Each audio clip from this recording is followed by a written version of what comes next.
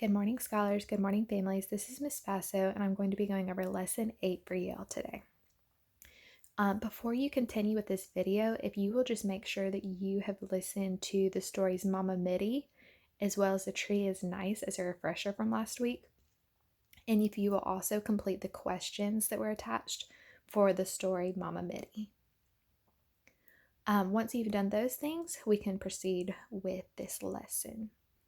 So the guiding question for today is, how and why are trees important to us in our communities? So once your scholar has listened to Mama Mitty as well as The Tree is Nice, if you will just have a conversation with them and have them identify the similarities and differences between the text The Tree is Nice and Mama Mitty, you don't have to write anything down. You can just have a quick little conversation with them. But just have them focus on ways that the two stories were the same, as well as ways that the two stories were different. The next portion of this lesson, your scholar is going to be learning how to write an opinion. So the learning target for this portion is I can use pictures and words to state an opinion about where to plant trees and provide a reason to support it. So the model sentence that they have given is, I would plant a tree next to the school building because people can enjoy looking at the tree through the school's windows. So they, in their model sentence, have given where they would plant the tree, and then they added the word because, and then they gave the reason of why they would plant the tree there.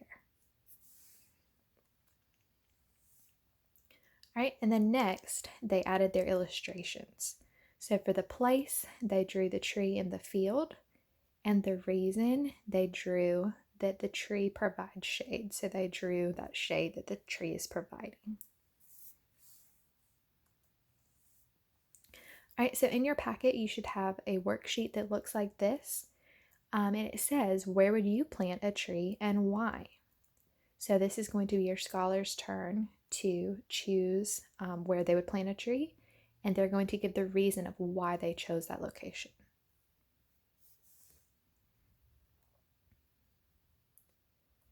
All right, so again, using this scholar's example, they said, I would plant a tree in a field because trees provide shade.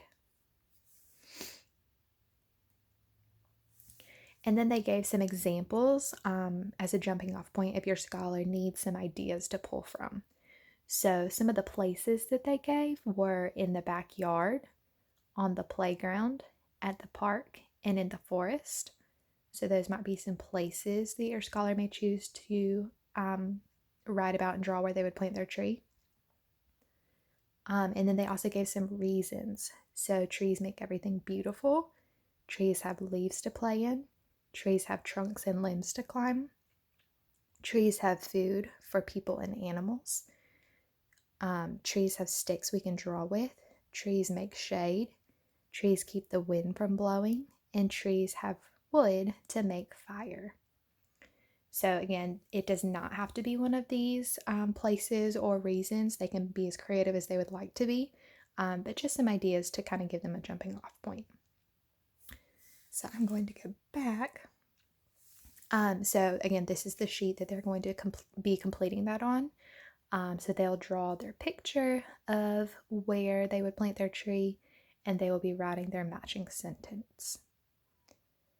If you have any questions, feel free to reach out to your scholar's teacher, and I hope you have a great day.